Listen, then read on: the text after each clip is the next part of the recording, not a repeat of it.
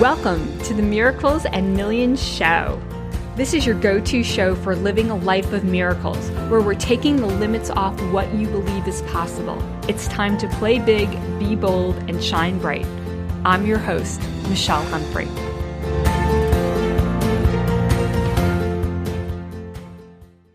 Hello. So I have a special guest for you today, Adam Lewis Walker, and he's a TEDx and leadership speaker. He's someone who's going to help you to amplify your message and mission in life. He's an amazing man who I've gotten the pleasure to know. He has one of the top-ranked podcasts in all of podcasting called Awaken Your Alpha. He's written best-selling books, and he's all about being around the elite minds of the world that has created success. And today we have a really fun interview for you. He's from England, has an amazing English accent, and I know that you're going to be able to walk away with some key strategies for greater confidence and presence and fulfillment and just opening up to step into your own alpha. So without any further ado, Adam Lewis Walker. All right. Well, ladies and gentlemen, I am so excited to have Mr. Awaken Your Alpha, the man who helps you to amplify your mission, your message, get your voice out there into the world in a big way. You've heard his bio, and he's this incredible man. I mean, as I've said in his bio, he runs the podcast Awaken Your Alpha, and I've been honored to be one of the hosts, or not the host, the guest. I was the guest, right? I was the guest on your show. You're the guest on my show today. So yeah, Adam, so great to have you with us today. And for as much as you've created so much success with podcasting and helping people to step into their leadership roles and get their own TEDx message out to the world, their own TEDx talk, I guess it would be called. Tell us a little bit about your background, you being that former teacher and even that international pole vaulter. What were some of those moments that shifted you, those miracles, as we talk about, shifted those mindsets to help you to step into and become who you are today, such an expert, such a leader? But what were some of the earlier moments of this journey? Yeah, so I was, as you touched on, a teacher for 10 years, and I still see myself as a teacher, just in a different arena. I suppose some of the turning points was, looking at the progression in that arena, looking at people who I could kind of project, myself into the future, into some of the, people I thought were, quality people, and it had gone, maybe 20 years as a teacher specifically could have been even in my department, in that school, and just seeing what that lifestyle was like, and just not appealing to me. I was a PE teacher predominantly, and so, I got in it for the love of movement, physical activity, teaching, making learning fun. And, if you progress generally, not always, but a well-trodden path of progression in that environment is you start getting promoted and you start teaching PE less, start wearing a suit more, start having more meetings, and the hours go up, quite honestly. And yeah, didn't fancy any of that. Let's be honest. I feel like the optimum role for me personally, and this is all about, knowing your strengths and weaknesses and what's uniquely you, and finding, part of that awareness to awaken your alpha is to, stand up for what you do and don't believe in. And the PE teacher job, or the teaching job, was ideal kind of at that teaching in the trenches, but I wasn't going to stay there the whole time, because linked to that, as I said, I'm not a fan of meetings for meeting's sake, restrictive curriculums, and doing something because a piece of paper says you have to do it even though no one agrees with it. So in an entrepreneurial environment where you're in control more of your own destiny, if something's not working, you change it, and if something is working, you evolve, you change it. It's all about the outcomes and the experience. Yeah, so that, never quite put it in that way, because there are some key situations that happen, but that was just a kind of a mindset shift really early on, that I'm going to excel and grow in whatever I'm doing, but staying in the school arena is not the path for me, and I'm okay with that. And that side of kind of the steady paycheck on the surface, and I appreciate it when I left it more, but that was kind of a killer for me as well. Yeah, it paid the bills, but it's like, wasn't really performance related. You got to be a pretty bad teacher. And I like to say I'm not near that to get, fired from a job. You got to be like not turning up or something, or drinking in the, Yeah, right. Yeah. So, that was kind of early on that side of that career, but it went really well with being a semi-professional athlete pole vaulter, because summertime is when we're not teaching, and that's when my pole vault season was at its height. So that was all good till I was, 28. I was doing entrepreneurial stuff on the side, but the lifestyle went well. And then I had, might have hinted at it a little bit, but I had a pole vault accident, and that kind of killed that avenue stone dead. And then I really realized that my lifestyle was really tied around the identity of a pole vaulter and trying to get to the Olympics. So I was not just screwed in a pole vault sense, but also the work I was doing then and all of that side of things didn't fit with someone who's not a pole vaulter. And very lost and struggled for a good few years. Yeah, well, let's dive into that, because, I know going for the Olympics, and I've known others, it's like it can become so consuming, and it's your heart and your soul, and, some freak accident, as you said, that kind of just stopped that, stone cold. Whereas, how did you mentally recover from that? What were the shifts that happened inside of your mind that helped you to get back up on your feet again? Yeah. I was going to say allowing to get to ground zero or to rock bottom, but I fought all the way down. But the mental shift is, finally when I hit rock bottom, that took about a year in, I was slowly, mentally getting, chipped away out of all the little things that on top of the accident that just were not going. It wasn't a quick fix. It was, largely tied to 2 years of multiple operations, prehab, crutches, rehab, crutches, then another operation. And it just kept going back to square one. And it wasn't going, they tried to repair the cartilage. It didn't work. Then they had to go and remove it. Yeah, I think I would say it only started getting better very slowly once I got to as low as I could go. And, you don't know where the bottom is until you find it. And so all the time I was going down, I'm like trying to get away and get, improve. And it just wasn't working. So rock bottom, and then it was literally like 1%, 0.5% better each day, which you're still down there for a while, but at least you're better than yesterday. And once I got that kind of momentum, I was not good, but I could see I was coming out of this, which obviously when you're going on the slippery slope down, you don't know where the bottom is. And just, for clarity, because I think I know what you mean by rock bottom, but how did you know it was rock bottom? Like what was going on inside of you? Because I think a lot of people with business right now, and there's, just so much going on in the world, and, they're trying to hold on. And I know there's this power to know that, you hit rock bottom and there's only one way to go, which is up from once you hit rock bottom. Yeah. But how did you know? Yeah. It was, I don't feel like it could have got much worse. I never had suicidal thoughts. I wouldn't try and pretend I did. I never was. That's just not in my. I'm very thankful that that's not in my kind of. It appears it's not in my sort of mindset, even in when you're feeling really low. So about a year after the accident, and I was like a professional rehabber at that time. I couldn't drive. People were taking me to the swimming pool. I'd doing rehab every day. I'd quit my job, my last teaching job at that point, just at the start of that summer. So where I would have gone back to school in September, a month before is when the accident happened. So as someone who had never had days off sick and always had that steady wage, I then went to someone who needed to work to get paid, and I largely couldn't work a lot of the time. So I was supplied teaching, substitute teaching on crutches because I had to. And probably about a year in, everyone thinks you're fine. Probably those closest to you know something's up. Middle of the day, everyone's carrying on with their lives, and I'm at home, and my mum just I mean, looking back, there's aspects that I definitely try and block out a little, or I blocked out a little bit, but I know the general gist of it.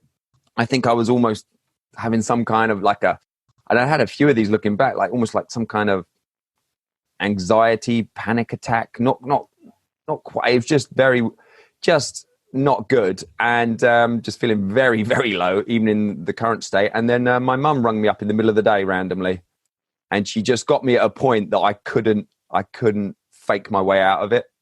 She asked, she's like, "How you doing?" And I'm the words I said was, "Yeah, I'm good. I'm fine. All good. Like, not a problem." And then obviously put the phone down. She obviously could sense something in my voice. I'd lost it at that point, and she turned up on my doorstep like 5 minutes later, and I couldn't fake it. I couldn't pretend I was okay. And it was just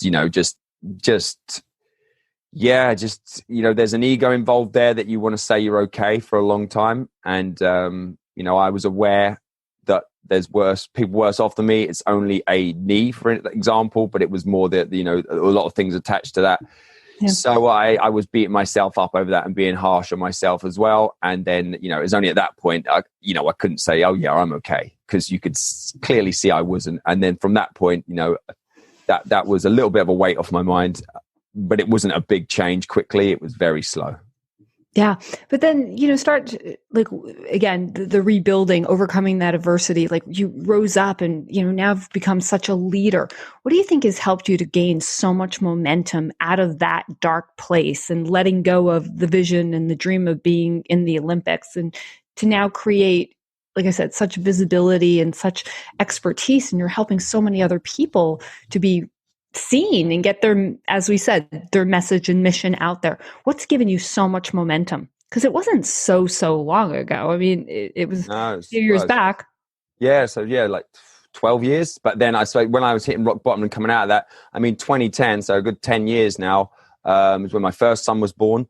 That definitely, that helped, a little catalyst as well. I was like, oh my goodness, I do not want any kind of experience or memory of him in me in any kind of depressed state to that level.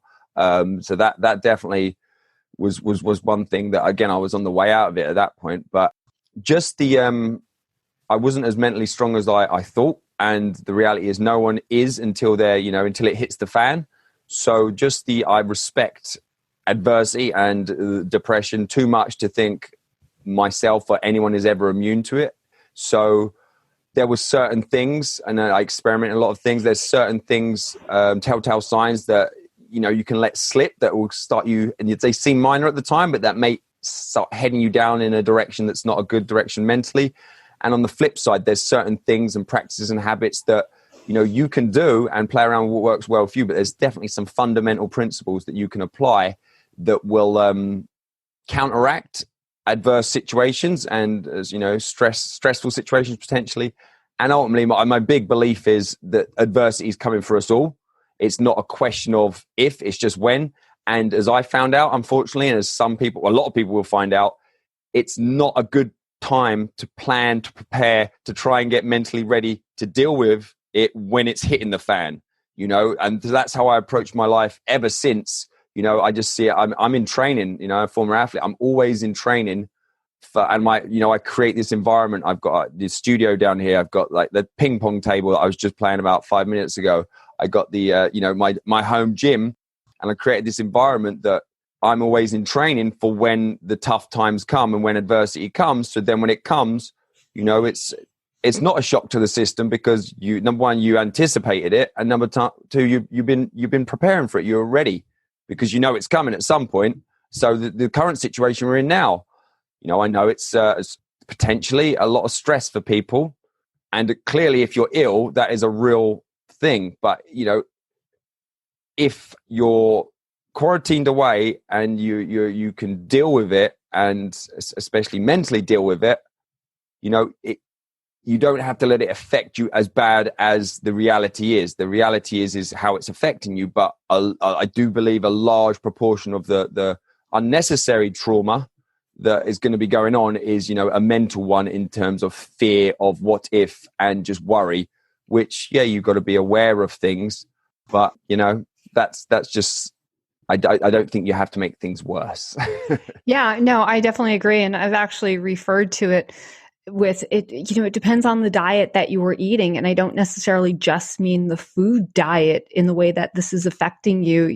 We're still, most of us, so radically, our lives have been affected with this COVID, and it's what's your diet, mind, body, spirit, right? So here's what I hear you saying, right? there's this, like, you take care of yourself like an athlete would. You're in great, I could see him. He's in great physical shape. I've met him. I've hugged him, incredible physical shape, right?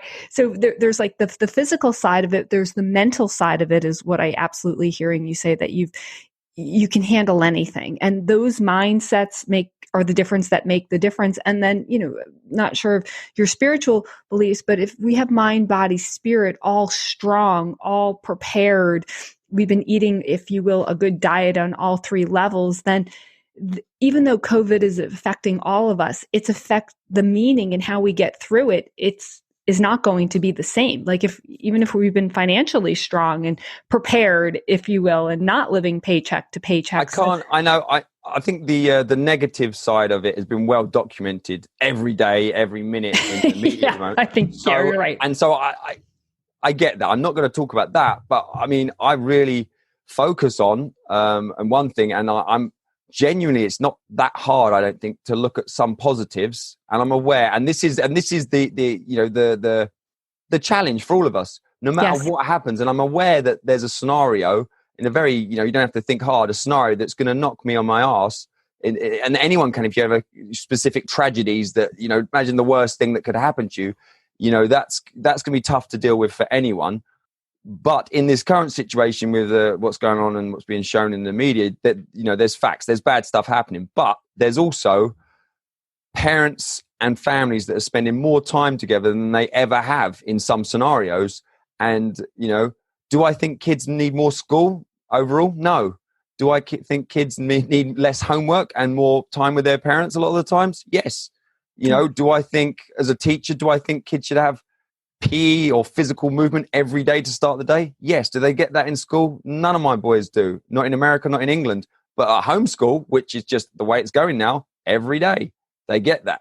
So yeah, I don't have no plans to homeschool my kids long term, but this is what's happening. And I think they're going to grow from it. And I know a lot of people are making the best of it. And I've explained to them, this is unlikely to ever happen again. It may do. But, we're going to look back on this time and think, oh, remember that time when you spent 6 months at home and we did all these cool things. That's going to be, in my sense, fingers crossed, as long as something too adverse doesn't happen. At the moment, it's a positive memory, at least in our little bubble. And if you've got children, I think it's important. Yeah, they can be aware, but there's no reason to put your extra worries and anxieties onto them. They may be that you get them in their little bubble and, that's their experience of it. So yeah. Share more about that little bubble. Like, how are you structuring your day and how old are your children? 7 and 9. And overall, we live in a bubble. We're up in northern Michigan in the wilderness, a town of like under 3,000 people, like 1950s America, no crime, on the Great Lakes. It's pretty much like Canada. That's what it feels like to me as an English person. And we didn't put in a specific structure straight away. We wanted to, try a few things out and get them involved in creating it. I think that's important as well, putting their ideas forward. So they got some ownership of it. And there's flexibility in there. For example, this morning, and this isn't normal, we got up and this isn't normal, but the guy was in the Philippines. He'd done 13 TEDx talks. He's a record-breaking TEDx speaker in that sense. So I was like, I need to speak to him, and the time difference. So I did a slight tweak. So I had an interview at 8:30, and we got up before breakfast. So this is not on our schedule. We watched the last 45 minutes of Avengers Endgame, and it was awesome. Number one, And then I went straight into again. I'm obviously been working from home. I haven't skipped a beat. Working from home, I've actually kind of stepped it up in some ways. And that's another thing, doubling down when everyone is, being timid. I think that's important. And so the boys generally, you look on their fridge, we've got the schedule. It is the core things, at least for what we believe are going to, need to be consistent. So we got PE first. And again, I cherry pick. I come in and do the PE lessons. Not always. Like today I had an interview, but PE, maths, or math, if we're here, math. And then there's like some free time, a little bit of this. And then there's literacy, English. Again, there's variations each day, but these are the core kind of what they're no, definitely. And then we're, there's something else, some creative play and some project. And then I think they're kind of done by any kind of structure in that sense by 2:00. That's another thing. Their normal school day, they work longer than me. I'm not even joking. And then they're supposed to do homework, which I disagree with. But hey. Yeah. No, definitely. And it's just, putting some structure in place and, finding, as you've said, actions needed to gain momentum, right? I think some people thought like, okay, we can just kind of wait this out for a couple weeks, but we've got to create a lifestyle that works right now. Yeah. And I mean, I'm being completely honest. I don't really go on about this too much because I'm fortunate in the fact that the path I've chosen, and anyone who's predominantly works from home, this is not going to be as much of a shift as someone who doesn't work from home predominantly. Obviously, I think I had in May, I was supposed to be speaking at 5 different events. And obviously, I think in one morning, they all dropped like flies. Yeah. It is what it is. I didn't really, it is what it is. That would have been cool. That would have been more revenue attached to that. But, it didn't happen. So, it was in the future. Who knows what was going to happen? So, but yeah, so since the boys have been at home, my wife's predominantly, she's like our homeschool principal. And so for me, normally when I'm working in the day, I do some work. I have breaks in the day. I have my morning routine. And then when I have breaks in the day, I'm by myself. So from an individual perspective, when I have breaks in the day now, I'm with my family. So I actually prefer it. Controversial, I know. But and I get that's an individual aspect. I don't prefer for their point of view. They want to be out, at school, socializing. And there's other things I would like to do. But I'm saying on a daily basis, like when I have a break at 10 a.m. and go up there and we play basketball, go on the trampoline, play, like I had a midday Monopoly session today. I can't really do that when they're at school. So it's just, I'm just talking about that is the actual daily impact. And I'm someone who's very, even if I'm leaning from that, I'm very focusing on being present daily. And if you focus on each day and then analyze that, okay, well, was that a bad day? Was that a good day? And that's why I think an important question to ask yourself towards the end of the day, what can I do? Or even earlier, what can I do to make today great? So even when you've had a very challenging day, that question is more important because it could be 8 o'clock at night and you're like, that was a tough day. What can I do to make today great? And I mean, realistically, so not say, I want to go Disneyland or go anywhere at this point. Yeah, right. Of course. But usually for me, the simple answer to that is something like, okay, what can I do? Actually, I would class today as a great day if I called my parents, bearing in mind the time difference, that might be a stretch at that time, or it might be call someone, a close friend or, a family member, or literally just go and walk around our street loop. And that little things like that can make the difference, but it's different for everyone else. It could be, watching a ridiculous movie. I don't know. I had a group watching of the Terminator movie last night. I didn't organize it, but I'm a big Arnold fan, and we watched a bit of the Terminator. And it seems on the surface, it's a movie I've seen loads of time, but it was just the being that community and just watching it. And then it's more the best bit of it was honestly when the film finished and we had like about a 20-minute just little chat. So I something like that made part of what made yesterday a great day. So yeah, I think it's important to ask yourself the questions and be honest with yourself. Yeah, well, you're really known to, for strategies for greater confidence, presence, fulfillment, right? So other strategies. So I love that question, like, what could make today a great day? Beginning, middle, afternoon, end of the day. I'm all about like, checking in. What are other strategies you use for, more confidence, presence, and even fulfillment? Yeah, I mean, I'll go on to that definitely, but it popped up when you were talking about the questions that Hubu is a good one, like higher use and best use in terms of when you said asking yourself a few different times of the day, I need to do that more because as get more and more busy and there's aspects of the podcast I love doing, but is it the highest use of best use of my time? Probably not, if I'm honest. And if I ask my question, that question to myself more, at least in an entrepreneurial sense, if you're looking to get that, optimum performance, there's certain things you probably shouldn't spend too much of your time doing, even if you do enjoy them, because that's going to keep you away from the highest use and best use of your time. Because I think obviously time is very important. But in terms of today, like now, and where people are having this forced break, which I think that aspect, I think that's good for a lot of people. Some people never have a break, it seems, and like they're freaking out if they get like you get to have a week off or you have to have a week off. Like, what am I going to do? Well, you need this week off. It's probably a good thing for you in some sense. But in this pause and like a lot of people questioning their lives and how can they adapt to this and use this time to, ask the big questions. I think right near towards the end of the book, I talk about Ikigai, which is the Japanese concept. people may have come across this, and it's literally the translation of the two words that are kind of mashed together is, reason for being, or, giving your life meaning. And there's a real nice simple diagram that's, like the Venn diagram, 4 circles overlapping, where it's, what you love, what the world needs, what you can get paid for. And there's something else. I think it's literally that you're highly skilled at. And it's interesting I like to play around with this concept, usually on a whiteboard or on a piece of paper that's very scrappy. So you can, don't make it neat. So you can move these around. And in terms of, if you can cover all 4 of them with one thing, one profession, well, then you're onto a winner. But just putting what you're currently doing or what you're thinking of doing onto this diagram is very enlightening in terms of, why aren't you as fulfilled as people think you should be, or you feel like you should be based on what you're doing or the level of success you've achieved in something. And it can be a combination. This works for retired people. This works for, students. It can be a combination that, paired with your job and your hobby, you're very fulfilled because maybe, the world really needs this and you get highly paid for it.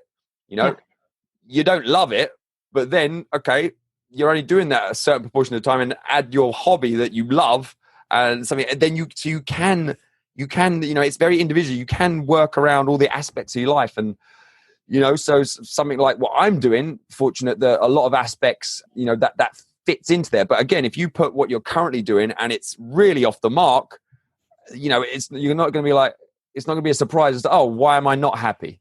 Even though I've got a high paying job, you put it on, you play around with this, and I can see why I'm miserable. Or, God, I feel really happy, even though like people are like, you should get this job or you should do that. I feel quite fulfilled and happy. Why is that? We'll play around with this. Then there might be some answers there. But either way, it can confirm which path you're currently on, or make you take a fork in the road. So I think that's a fun and interesting concept to play around with. And that, the whole concept of this book, it's not telling you what to do. It's giving you examples and asking you questions. And I do think, the quality of our life is linked to the quality of the questions we ask ourselves. No doubt about it, right? The expression is where the attention goes, the energy flows, and we have a super computer as a brain, and whatever we put in, we're going to get an answer to. Ask a bad question, get a bad answer, right? You know that. Yep. But ask a good one, right? So I love that. So it's a combination of what is it that you love, what is it the world needs, what you can get really paid for, and then also what you're really skilled at, right? It's near the end of the book, yeah, there you go. Okay, well, you could, and what is it called? IKIG. So it is, what you love, what the world needs, what you can be paid for, what you're good at. So when they fall into different areas, it's passion, mission, vocation, profession. And if you can kind of get the alpha zone, it's the ikigai. Yeah, when I came across that concept, I thought it was very cool. So much so that I stuck it in my book, but it's the combination of, what is it? Iki meaning life and gai meaning value or worth. So it's literally reason to live. So, and the pursuit of that is definitely something that inspires me, and that's irrelevant of arena or what you're doing. That is a cool concept that is, it's Japanese. It's just, and I like to pull from all cultures, all religions, all everything. If there's something that I think is worthwhile, I don't really mind where it came from. No, me too. It's like model what's working. And here's an incredible statistic, and this has been proven over the last several hundred years, is times of fear in our society or economic pullback is when the most amount of inventions and intuitive new things come to the surface. So to everyone, just to embrace this time as best as you possibly can and ask, as Adam is saying, great questions, not even good questions, but like great questions, like, what could really be what I'm called to do on the world stage, right? Look at exactly what does the world really need? What would you love to do? What could you get really paid well for? And what is it something that you just have natural gifts, talents, and strengths that could propel you into greatness during this time, right? Because a lot of people, what they were doing up until this point is being affected. And maybe that's a reason not to hold on so tight, but to open up to what else is calling you. A lot of people will be making the jump into something they've been thinking about for years and thinking, I don't know. And then and now this situation is going to force their hand. And I hope a lot of traditional employers and workplaces are going to not go back to the old way after all this. Once they've, hey, wait a minute, we worked through this and everyone was at home, when we used to traditionally say they had to be in an office or in a cubicle and punch in their clock. Okay, let's now evolve a bit. Maybe we don't go fully remote, I'm sure, if it's traditionally a very present job, but let's take some of what worked really well and incorporate and enhance that. And I hope that's going to happen in schools as well, because I know, a lot of schools are now looking at more at, virtual learning to support what they're doing. Obviously homeschooling as well and online stuff is already well established, but at least a lot more people are open to it as well now. I mean, the amount of, I don't want to say older people, but the amount of people who maybe weren't techie or were a little bit but didn't really embrace it, are embracing things like Zoom. Zoom seems so hot right now, and then from my line of work, I've been a fan of it for 6 years and do all my stuff on it, and now people who wouldn't have even known what Zoom is, they are loving it too. And people, because they don't have an option, they can't pop round someone's to say hello. They're embracing technology to connect. And once it's like that, once you've peeked behind the curtain, it's not all going to go back to how it was before. Definitely. So as we start to wrap up here, give people a vision of what is it like to really awaken that alpha, and what does that feel like, and what does that look like in their lives? Because you've seen so many, I would say, wake up into it, right? Yeah. So, I mean, firstly, you define what it is. The Awaken Your Alpha, it comes down to 3 things, awareness, action, and ascension. And it's all personal stuff. So awareness, like we've been talking about, of what's important to you and areas you want to excel in your life and areas you don't. And part of that, we're talking about practical processes. I talk about, specific, there's 30 specific actions in the book that go with all the examples from not just me, from, inspiring people, and agreements to simplify life. I'm like a real simpleton, I like to think. And I think power comes in simplifying things. So regardless of the situation, the decision, once you've got certain agreements that you have with yourself of what you are willing to sacrifice, and just as important, what you're not willing to sacrifice, and also linked to the exercise to be very clear on your Mount Olympus, I call it, where the direction you're headed, but still being aware to opportunities and not just the one path straight up the mountain, that there's a lot of wiggly winding paths going up there. Then decisions become very simple, because it either takes you a step towards your Mount Olympus. It may not be the exact path, but it's taking you towards it. And then, a no can take you towards your Mount Olympus. But decisions become very simple because of that, plus your moral compass of agreements that you will and won't do, and what you are willing to sacrifice. Because, all of us could earn more money if we was willing to sacrifice certain things. I could earn more money, but I don't want to to a certain point of things I know that I'm not going to sacrifice. I will do, I will work with what I've got and be more smart with different things. But there's certain things, like I drop my kids off when they're at school every day and I pick them up, so there's little disciplines, and there's no right or wrong. Someone else could make a rule that they don't pick up their kids because they want to be at home, finish their work, so they're ready to hang out with them from 4:00. These are really important things that I think once you're clearing them, then and you can reassess them, obviously, but I think that's important. And then with the action, it's so important not to get stuck in just being very aware and overthinking this sort of stuff. That's why I like to make, quicker decisions, and I've done that work. So, I think momentum, you talked about it earlier, momentum is huge. I've had it before, I've lost it. If you take it for granted sometimes, you think, oh, these are going really well, and you might stop doing, I talk about in the book, people will do almost anything and really do some fundamentals well when they're, struggling to survive. They will do certain things. And once they start getting out of that and they get back to normal, or they're normal, or society's normal, then they will probably stop doing some of these fundamentals. If they just continue doing them, they can go on to thrive. And also linked to that is, once you get to society's normal, if you continue to do these things and keep growing and progressing, you get some interesting reactions from people, because once you start to stick your head up above certain things, people will try and knock it off ultimately. And, there's that classic thing about, to build the highest tower, you can either focus on building yours and, improving every day, or you can start tearing other people's down. And, what, like it or lump it, reality is that, a lot of people would unfortunately go to the shortcut of trying to tear other people's down. And that's their choice. I don't lose sleep over it, but you make your choices. And I think it's important to, I think I shared a video earlier in the week that said, in this moment, objective thought, in this moment, selfless action.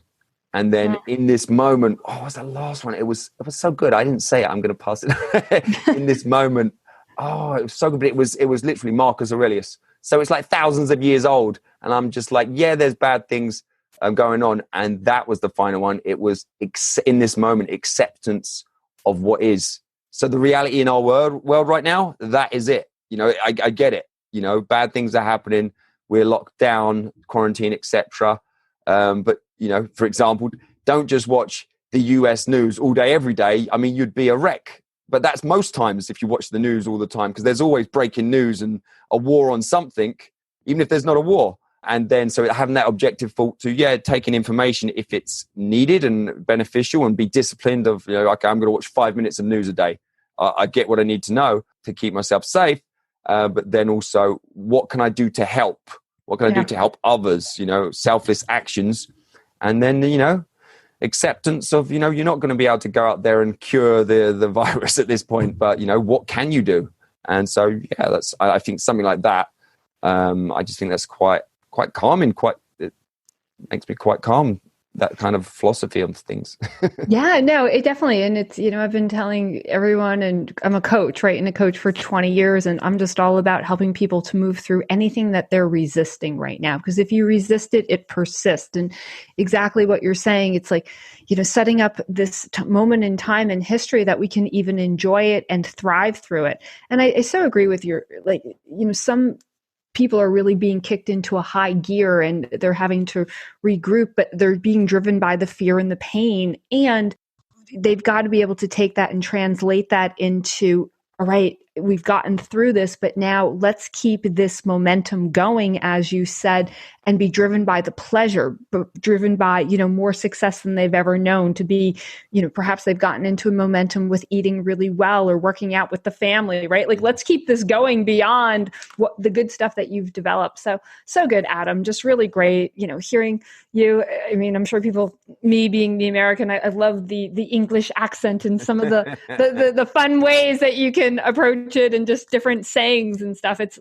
really good. I feel relevant to our conversation, especially how you summed it all up then. One of my favorite quotes, I can't believe it's not painted in the office yet, but I have 3 favorite quotes, and one of them that I really feel is relevant at the moment. Life shrinks and expands in proportion to one's courage, and that's Anis Nin. And I just love that. And regardless of the times we're in, I mean, I've lived that. I know loads of people. And it's so true. And when I feel myself, you know, retracting, and then things will get worse, and then you retract people, things get worse. And it's just, so when there's pressure on, that's not the time to shrink. And so technology's here. You may be isolated physically, but, you know, connect with people. One thing I've found from a selfish point of view, there's more people at home. I'm usually at home working. So a lot of people who I couldn't get, especially in England, because they were busy working, I've been making the most of it. I can get them almost any time of the day now and have that connection, which isn't there. I mean, it's a minor positive, but it's a positive. So, totally. You know, and so I'm not going to say, oh, I can't go out. I'm going to say, oh, they're not usually at home. I'm going to give them a call. Absolutely. I've same thing. And we encourage you to all do this. I've talked to more people in the last couple of weeks than, you know, you probably would have in over a few months. Yeah. And I mean, and people's health. I've never seen so many people making a big deal about their health. I mean, it's no different to me, but I mean, if one thing that comes out of this, that people have literally had to kick up the arse, oh my goodness, I realize if I'm not healthy, I could die. I mean, that's the reality always, but it's like you just need this right in your face saying, literally, you. And I mean, sometimes it's just that hard question that some people aren't being asked about their health. What's happening now is forced it on them. And that's a good thing for some people, because they will make the changes needed. Whereas if it's this slow, gradual death over years, or even not over years, because of a health-related issue, which largely could have at least massively decreased the chances of it happening, you know. I mean, I won't get any more blunt than that. I could have, but I'll leave it there. You know, I hope, you know, a lot of healthy people keep their lifestyle habits that they're experiencing now beyond when all this settles down. Yeah, absolutely. And I know you have some amazing websites and little kind of freebies and social media links here. So we will put everything underneath. Is there anything you want to add before we wrap up? Final words? So the Awaken Your Alpha podcast and book, there's a TEDx talk. So Awaken Your Alpha, Adam Lewis Walker. If you search that, if you like the first 3 minutes, you're going to love the book. If you don't, you won't. So that'll save you some money either way. And you'll love the podcast. They're all, I've gone very deep in that area. And then in terms of like amplifying your mission, which is what Awaken Your Alpha is all about, amplifying your message and a tool to do that, and something that's, worked for me personally and getting this message out is, a TEDx talk. Obviously, I've published books as well. But if you're interested in that side of things, the TalkXcelerator podcast, really useful experts, specifically in short interviews of how and why and what they've done with that. And I offer every Thursday. That's why today's a Thursday, actually. It's a big day. Every Thursday, I offer, make sure I have at least 2 or 3 spots for an idea clarity call, complimentary for anyone who wants to kind of bounce their ideas to someone specifically. Some might class an expert in this realm, but at least a person that then I can give you my insight in how that could be enhanced, or give you some advice to set you on the path if you want to go and pursue a TEDx for your mission and your life. Woohoo! Very exciting. Thank you so much for being here. It was a total pleasure. All right, everyone. Thank you. Remember to live miracle-minded and just open yourself up to the life and the lifestyle that you absolutely deserve. Bye for now.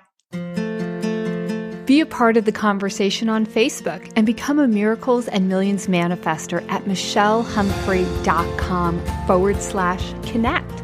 Let's play together, because living miracle-minded is the gift you give yourself that has a massive impact on others and paves the way to make you millions. Your time is now.